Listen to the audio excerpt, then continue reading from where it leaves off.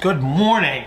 All right, another fabulous day. Sun is coming up. I have Neuro Coffee in hand and perfect as usual. Okay, so let's throw out another Q&A. This came through last week, so I'm just kind of catching up a little bit. This is from Justin, and Justin says, based on your recent post on Instagram about the underlying compensatory sequence for a wide ISA, how would you begin to intervene with an individual who has posterior compression of the upper posterior pelvis as well as a concentric orientation of lower glute max? So this lower glute max thing is kind of a big deal because it's sort of the end of this compensatory strategy sequence that you'll see when people are creating compressive strategies for force output. You'll see it in heavily trained people. And it's also reflective of a lower posterior rib cage compression. You'll see both of these at the same time. And so let me grab my pelvis here. We can talk our way through this.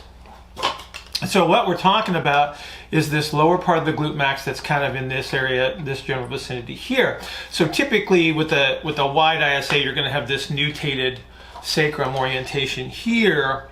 But the greater the demands are on creating a compressive strategy for force output, what you're going to see is you're going to see an increase in the concentric orientation of this area of the glute max. And so a lot of times you're going to see a lot of the ER orientation of the femur under these circumstances.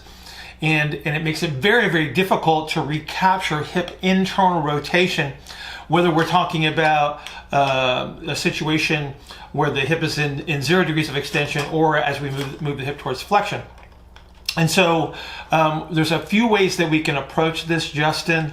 I would say that if we're talking about something that seems a little bit more rehab-ish, we could start people actually in prone.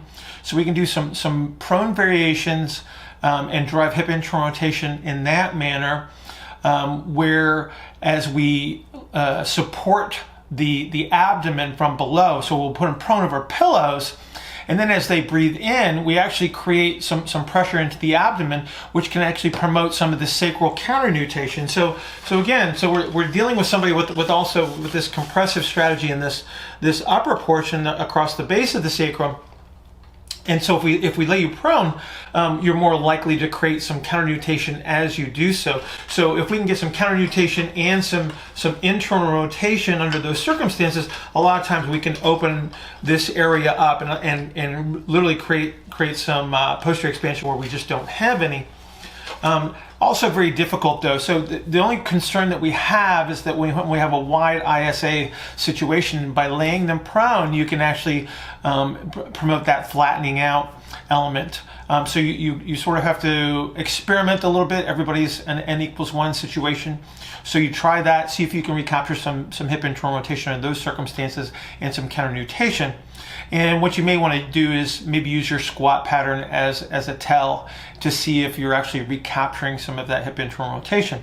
Another way that we can do this, when we think about how these lower fibers of glute max behave as we move towards flexion, we'd be moving towards a hip IR situation. And so if I move into this flexed position and I deviate just a little bit laterally, I'm actually increasing the fiber length under those circumstances, because as I move this way and move into hip flexion, so if I'm bringing the pelvis forward, I'm actually creating an internal rotation moment in that hip, which would actually lengthen those fibers. So if I was to do a cross-leg seated stretch, so if I cross my leg, put my ankle on the opposite knee and bend forward, I'm actually putting those fibers on length. And so maybe that's useful as well. I can perform this activity in prone, so I would set myself up in almost a quadruped position, but I would cross the leg in front, very much like I would do the seated cross-legged stretch, and that might also provide me an opportunity to eccentrically orient those lower fibers of glute max. Once you've captured some element of eccentric orientation, and even before then, you might be able to pull this off with a heels elevated squat variation. So what I would suggest you do is elevate the heels and then use a wider than hip width stance, and then lower yourself into the squat, because at the bottom of the squat, what you're going to do is create that internal rotation moment again at the hip. And you can even sit down there and play a little bit with your hip mobility, shifting your weight from side to side, and you'll get a sense of where you're going to feel that sensation of lengthening. Or you can just sit in the bottom of the squat and drive some breathing under those circumstances and recapture some element of that eccentric orientation.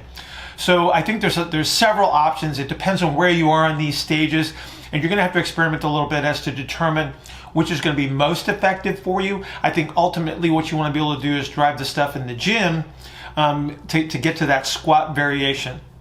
Once you've achieved that, then I would say refer to the videos in regard to capturing hip internal rotation using the RDL variations. And so there's probably going to be a link right above my head here that will guide you in that direction if you're looking at this on YouTube.